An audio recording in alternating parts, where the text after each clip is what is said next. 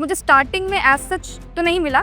जब मैंने स्टार्ट किया तो मैंने एंटरटेनमेंट जर्नलिस्ट स्टार्ट किया था, फिर मैंने लाइफस्टाइल में ट्रांजिशन किया, लाइफस्टाइल से मुझे सोशो पॉलिटिकल में मैंने ट्रांजिशन किया, उसके बाद फिर मैंने जेंडर, हेल्थ, क्लाइमेट वगैरह एक्सप्लोर करना स्टार्ट किया। नए जर्नलिस्ट जो आना चाह रहे हैं इस फील्ड में, जो भी फर्स्ट ईयर सेकेंड ईयर करना चाहते हैं, तो उनसे आपकी क्या अपील रहने वाली है? और इस चक्कर में उनको सेफ्टी गियर नहीं दिया था, तो बहुत गंदी हालत में वो काम करती हैं और उसकी वजह से जिस तरीके की बीमारियां उनको होती हैं, तो यूट्रस रिमूवल के ऊपर था ये कि वो कैसे अपना यूट्रस रिमूव करवा देती हैं as part of the work that did. मैं कहूँगी कि आज की डेट में क्या होता है, क्लाइमेट चेंज ऐसी चीज़ है या जेंडर या हेल्थ ऐसी चीज़ है जिसको लोग है ना अच्छे जर्नलिज्म से एसोसिएट करते हैं। जिसमें ये जर्नलिज्म की पढ़ाई कर रहे थे, उसी समय इनको रामनाथ गोयनका अवार्ड से नवाजा गया था। उसमें मुझे इंटरेस्ट था, तो मैं वही कहूँगी कि आप जब काम करते हैं ना, आप एक्सप्लोर कीजिए अलग अलग चीज़ें, आपको उसमें से कंटेंट मिल जाएगा। डिमोटिवेशन ये हो जाता है कई बार कि जब आपको अवार्ड मिल जाता है ना, तो लोग, अब मेरा ये जो एज है या जो भी मेरा अभी करियर का ग्राफ है, उसमें मैं खुद भी सीख रही हूँ, या बल्कि मैं कहूँगी कि जिस भी एज में हूँ एज जर्नलिस्ट, हमारा हम कंसिस्टेंटली सीखते हैं। नमस्ते, मेरा नाम है प्रेम और इस वक्त मेरी मौजूदगी किशनगंज में है। किशनगंज में आपको बताते चले 3 दिवसीय क्लाइमेट चेंज से रिलेटेड वर्कशॉप का आयोजन किया गया और हमारे साथ अ, अद्भुत शख्सियत से मुलाकात हुई है। जोया हुसैन मैम हमारे साथ हैं और इनकी उपलब्धि यह है कि जिसमें ये जर्नलिज्म की पढ़ाई कर रहे थे, उसी समय इनको रामनाथ गोयनका अवार्ड से नवाजा गया था। तो मैम, आपकी इस उपलब्धि के विषय में आप 2-3 लाइन बताइए, आपका अपना एक्सपीरियंस बताइए। किस प्रकार से नए लोग भी अगर इस अवार्ड को लेना चाहे, तो आपने किस तरह सा स्ट्रगल किया, तो इतने ही कम ही समय में आपको ये अवार्ड मिल गया? ठीक है, मैं इसमें पहले तो ये करेक्शन करती हूँ कि ये स्टोरी मैंने एज स्टूडेंट प्रोजेक्ट स्टार्ट की थी, जिस पे मुझे ये अवार्ड मिला। और मतलब इस उस वक्त नहीं मिला था जब मैं स्टूडेंट थी, वो मैंने स्टोरी जो की थी वो मैंने एज स्टूडेंट प्रोजेक्ट की थी। दूसरी चीज़ ये कि जब मैं वो स्टोरी कर रही थी, तो मैं वो स्टोरी कोविड से पहले से ना उसको फॉलो कर रही थी उस स्टोरी को, और मैं उस स्टोरी को लेके बहुत सीरियस थी और बहुत ज़्यादा पैशनेट थी, क्योंकि उसके अराउंड बहुत कुछ कवरेज नहीं थी, पहली चीज़ तो। दूसरी चीज़ ये, वो मेरे लिए खुद बहुत नया कुछ एक्सपीरियंस था, कुछ बहुत नया पता लग रहा था मुझे, जो कि बहुत कॉमन है इनफैक्ट प्रैक्टिस। तो एक मेरे लिए खुद भी वो सवाल था जिसको मैं एक्सप्लोर कर रही थी ग्राउंड पे। तो मैंने उसको पूरे कोविड में मैंने उसके बारे में बहुत पढ़ाई की, लेकिन ग्राउंड का एक्सेस नहीं था। तो वो कहते हैं ना, 2 साल का जो कोविड की पढ़ाई थी उसको मैंने फाइनली जाके ग्राउंड पे करने की कोशिश की। और मेरे साथ ये हो गया कि हाँ, वो स्टोरी जब मैं कर रही थी, लेकिन तब मेरे दिमाग में ये नहीं था कि मैं इसके लिए अवार्ड लूंगी। मेरा इंटेंट सिर्फ ये था कि मुझे वो स्टोरी करनी है। बिल्कुल। तो मैं कहूंगी कि मेरा अगर कोई सजेशन होगा या अगर किसी तरह की मुझे राय देनी है इस चीज पे, तो मैं ये कहूंगी कि आप कोई भी स्टोरी करते हैं तो आप अवार्ड को ध्यान में रख के स्टोरीज मत कीजिए। आप हमेशा ना काम की सीरियसनेस को लेके, या कम्युनिटी वो कितना सफर कर रहे हैं, उस कम्युनिटी का क्या अगेन वो स्टोरी क्या है, उस पर बहुत मैटर करता है। सो आप उस तरीके के, उस अप्रोच के साथ अगर उस स्टोरी को करते हैं, तो सक्सेस, ये वही वाली बात है, जो काम में आपको मजा आता है ना, आपको उसमें सक्सेस मिल जाता है। तो ये सवाल ये भी है ना कि आप जब किसी भी क्षेत्र में आप अपना करियर स्टार्ट करने वाले होते हैं और उसी क्षेत्र में अगर स्टार्टिंग में आपको अवार्ड मिल जाता है, तो ये फिर कितना मोटिवेट लगने लगता है कि नहीं, हम जिस क्षेत्र में जाना चाह रहे थे, अब मतलब ठीक है, अच्छा लग रहा है, मन लग रहा है। तो इसको आप किस प्रकार से देखें, स्टार्टिंग में ही आपको अवार्ड मिल गया? इसको मैं फिर से एक वो बोलूँगी कि ये मुझे स्टार्टिंग में एज़ सच तो नहीं मिला। जब मैंने स्टार्ट किया तो मैंने एंटरटेनमेंट जर्नलिस्ट स्टार्ट किया था। फिर मैंने लाइफ़स्टाइल में ट्रांज़िशन किया। लाइफ़स्टाइल से मुझे सोशो पॉलिटिकल में मैंने ट्रांज़िशन किया। उसके बाद फिर मैंने जेंडर, हेल्थ, क्लाइमेट वगैरह एक्सप्लोर करना स्टार्ट किया। तो मैंने बहुत स्टूडेंट जब थी मैं, तभी से मतलब वही मुझे जर्नलिज्म को लेके बहुत पैशन था, तो मैं अभी भी है। तो मैं बहुत उस टाइम से स्टोरीज करना मुझे बहुत पसंद था, तो मैं उस टाइम पे ऐसे ही देखती रहती थी अपॉर्चुनिटीज, फेलोशिप्स के लिए अप्लाई करती थी। तो ये पार्ट ऑफ माय फेलोशिप था एक्चुअली। मैंने एक रॉयटर्स की फेलोशिप के लिए अप्लाई किया था, जिसमें ट्रेनिंग के बाद मुझे ग्रांट मिल गया। वो ग्रांट में मैंने उसको, मुझे एक वो मिल गया कि चलो मैं फंड, अगर मुझे फंड मिल रहा है तो मैं उसको ग्राउंड पे स्टोरीज कर सकती हूँ। तो मैंने उसको जाके ग्राउंड पे एक्सप्लोर किया उस स्टोरी को। तो वो एक चीज़ थी कि हाँ, वो एक तरीके का मोटिवेशन ज़रूर होता है कि हाँ, मतलब हम कुछ कर सकते हैं, या हमने जो चीज़ किया वो इतना एप्रिशिएट हुआ अमंग पीपल इन जनरल। अब अगेन उसका वो जो कंटेंट था या वो जो भी इंफॉर्मेशन था, वो मेरे लिए खुद इतना इम्पोर्टेंट था कि उस चीज़ से मुझे बड़ी खुशी हुई कि मैंने इतना टाइम जो उसमें स्पेंड किया उस स्टोरी के लिए, उसका एक तरीके का रिवॉर्ड है वो, जो मिला। तो हाँ, वो एक मोटिवेशन होता है। एक जो उसके साथ डिमोटिवेशन भी जुड़ा हुआ होता है, डिमोटिवेशन ये हो जाता है कई बार कि जब आपको अवार्ड मिल जाता है ना, तो लोग अब मेरा ये जो एज है या जो भी मेरा अभी करियर का ग्राफ है, उसमें मैं खुद भी सीख रही हूँ, या बल्कि मैं कहूँगी कि जिस भी एज में हूँ एज जर्नलिस्ट हमारा तो हम कंसिस्टेंटली सीखते हैं। तो एक अवार्ड के साथ ना एसोसिएट ये हो जाता है कि अब आप गलती नहीं कर सकते, या अब आपके साथ बहुत एक एक्सपेक्टेशन बढ़ जाती है कि दोया को इस कैटेगरी में अगर अवार्ड मिला तो अब हर स्टोरी में वो एंगल होगा, जबकि वो मुमकिन नहीं होता हो। कभी कभी कुछ स्टोरीज की वो रिक्वायरमेंट होती है, कुछ स्टोरीज की वो रिक्वायरमेंट भी नहीं होती है। आप हर स्टोरी को इन्वेस्टिगेट नहीं कर सकते है ना, कुछ स्टोरीज एकदम प्लेन फैक्ट होती है, कुछ स्टोरीज आप एक्सप्लोर करते हैं ग्राउंड पे, कुछ स्टोरीज आप इन्वेस्टिगेट भी करते हैं, तो ये वो वाली चीज होती है। दूसरी चीज वही कि एक्सपेक्टेशन बहुत बहुत ज्यादा अप हो जाती है, तो आपका जो लर्निंग का स्कोप है या तो मिस्टेक का स्कोप है ना, वो खत्म हो जाता है। वो नहीं होना चाहिए मुझे लगता है, क्योंकि हम सीखते रहना चाहिए। बिल्कुल, तो वो वाली चीज है जी। मैम आप ये भी जानना चाहेंगे कि आप कौन से स्टोरी किए और ये आइडिया आपको कहाँ से आया जो इसके लिए अब सच बात है कोई सोचता भी नहीं है कि अगर ये हम काम करेंगे तो इसका हमको रिवार्ड मिल जाएगा, लेकिन वो कौन सी स्टोरी थी जिसके लिए आपको ये अवार्ड दिया गया, तो उसकी आप जानकारी दीजिए। अ, ये स्टोरी थी मैनरस्ट एवेंजर्स पे। अ, और ये स्टोरी एक्चुअली मैंने अंडर ग्रेड के टाइम पे हमारा थर्ड ईयर में एक प्रोजेक्ट होता था डॉक्यूमेंट्री का, तो हम वो कर रहे थे। और मुझे नहीं पता था मैनर स्कैवेंजिंग जैसी कोई चीज एग्जिस्ट करती है आज की डेट में। तो मेरा एक दोस्त था जो वहाँ एक एरिया में रहता था, दिल्ली की बात है, वहाँ दिल्ली में ही एक एरिया में रहता था जहाँ उसको दिखते थे मेन जो होते हैं ना, मेन मैनर स्कैवेंजर्स। वो वहाँ पे रोज जाता था, आना जाना था उसका उसी रास्ते से घर की तरफ। तो वो देख के तो उसने एक दिन मुझसे ऐसे कहा कि ये स्टोरी अच्छी है, इस पे पिच कर देता है। मुझे समझ नहीं आया वो क्या बोल रहा है, क्या कर रहा है। उसने पिच कर दी, जब पिच की तो अप्रूव हो गई। अप्रूव हुई तो हम लोग गए। बहुत फेमस एक आदमी है बेजवाड़ा विल्सन करके, उनका एनजीओ है सफाई कर्मचारी आंदोलन करके। और वो हम लोग उनको इंटरव्यू करने गए, तो वो इंटरव्यू के टाइम पे मुझे पहली बार पूरा कॉन्सेप्ट समझ में आया। मुझे समझ में आया कि कास्ट कैसे जुड़ा हुआ है इस चीज से।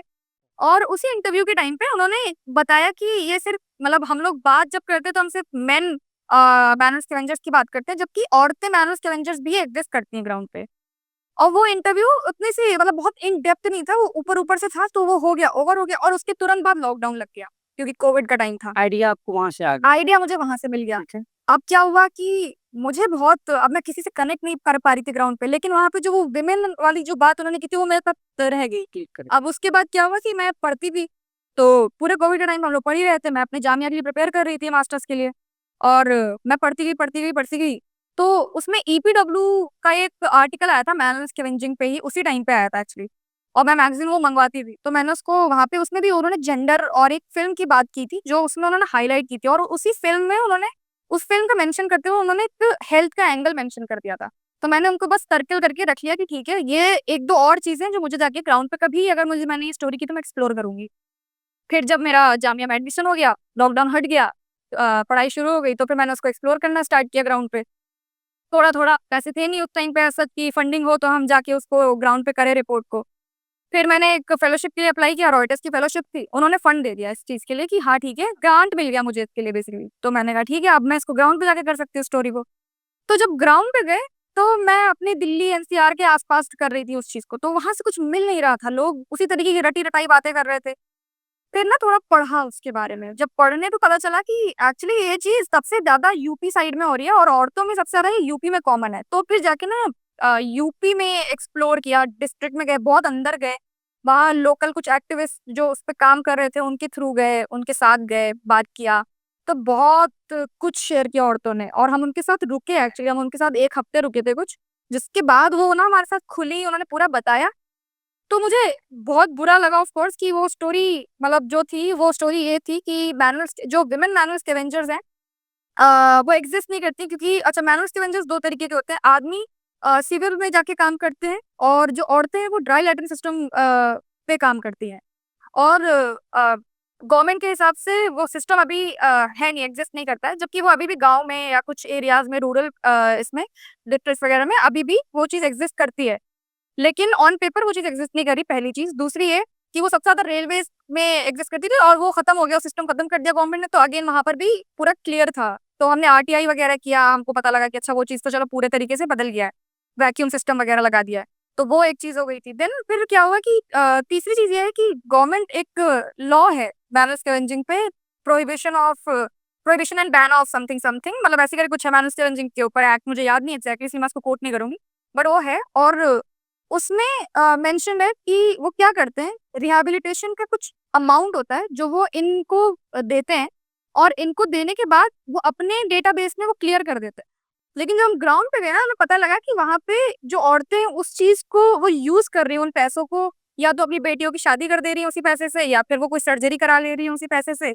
तो वो चीज थी कि एक लीगल लूप होल के चक्कर में वो लोग अभी भी ग्राउंड पे एग्जिस्ट कर रहे हैं, बट ऑन पेपर वो एग्जिस्ट नहीं कर रहे हैं। और इस चक्कर में उनको सेफ्टी गियर नहीं दिया था, तो बहुत गंदी हालत में वो काम करती हैं, और उसकी वजह से जिस तरीके की बीमारियां उनको होती हैं। तो यूट्रस रिमूवल के पे ऊपर था ये, कि वो कैसे अपना यूट्रस रिमूव करवा देती हैं as part of the work that they do. So ये स्टोरी थी। हाँ, तो आप ये सोच सकते हैं कि ये स्टोरी जो थी कितना इनका मेहनत था। हम लोग तो इनकी कामयाबी, इनका अवार्ड तो देख लेते हैं, सुन लेते हैं, लेकिन इनके पीछे हमको लगता है 2 वर्ष का आप लोगों का लगभग मेहनत लगा, क्योंकि कोविड आ गया, कोविड में भी आप उसी में रहे, तो ये इतना चैलेंजिंग है। तो अब लास्ट प्रश्न ये रहेगा मैडम कि नए जर्नलिस्ट जो आना चाह रहे हैं इस फील्ड में, जो भी फर्स्ट ईयर सेकेंड ईयर ये करना चाहते हैं, तो उनसे आपकी क्या अपील रहने वाली है कि वो किस प्रकार से जर्नलिज्म करे, किस चीज पे ज्यादा मतलब फोकस करे, ताकि उनको ज्यादा स्कोप मिले। इस पे आपकी क्या प्रतिक्रिया?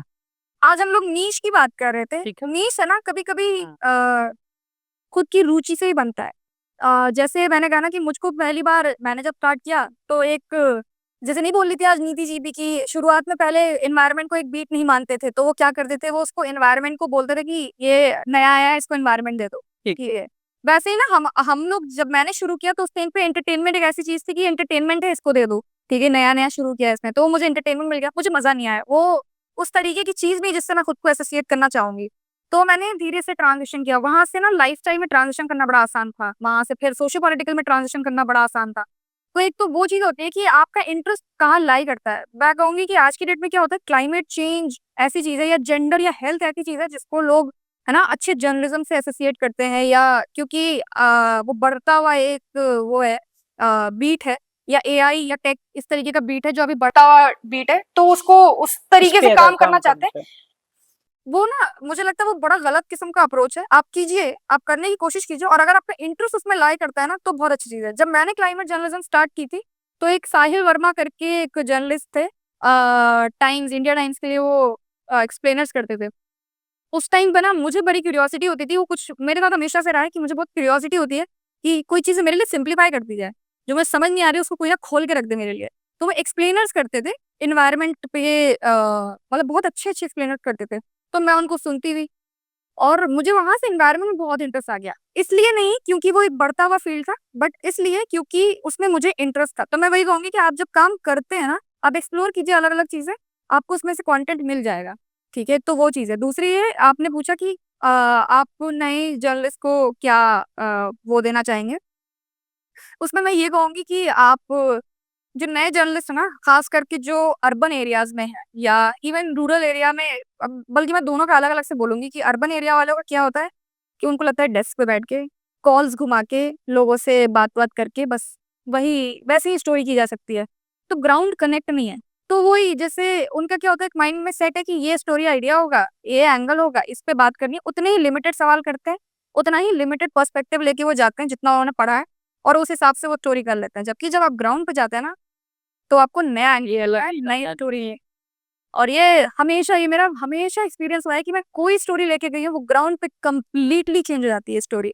तो एक ये चीज है कि हाँ, मैं कहूंगी कि, और रूरल जर्नलिस्ट को मैं कहूंगी बड़ा जल्दी मायूस हो जाते हैं इस चीज में कि हमारी स्टोरी प्लेस नहीं हो रही है, हमारी स्टोरी चल नहीं रही है, हमारा कोई एक्सेप्ट नहीं कर रहा। थोड़ा सा ना इसमें वही कि कंसिस्टेंसी, जैसे मैंने कहा ना कि मेरे साथ हुआ कि एक स्टोरी मैंने दी, उन्होंने रखी, 6 महीने 7 महीने के बाद उन्होंने रिजेक्ट कर दी कि हम नहीं लेंगे, जबकि कितने राउंड ऑफ एडिट्स चले गए थे उसमें। तो वहां पे थोड़ा डिमोटिवेशन समझती हूँ मैं होता है, थोड़ा सह लेना चाहिए, उसके बाद वापस उठ के बट फिर उसको रिन्यू करके कुछ उसमें नया एंगल ट्वीक कीजिए, वगैरह वगैरह कीजिए, और उसको दोबारा से वो करिए कि आप किस किस तरीके से उसको प्लेस करना चाहते हैं, उस पर भी बहुत डिपेंड कर जाता है। बहुत बहुत शुक्रिया मैडम, बहुत महत्वपूर्ण जानकारी साझा की है। और उम्मीद करते हैं कि हमारे जो दर्शक हैं वो भी जरूर इस वीडियो को देखकर जरूर कुछ सीखने को मिलेगा। बहुत बहुत धन्यवाद। Thank you.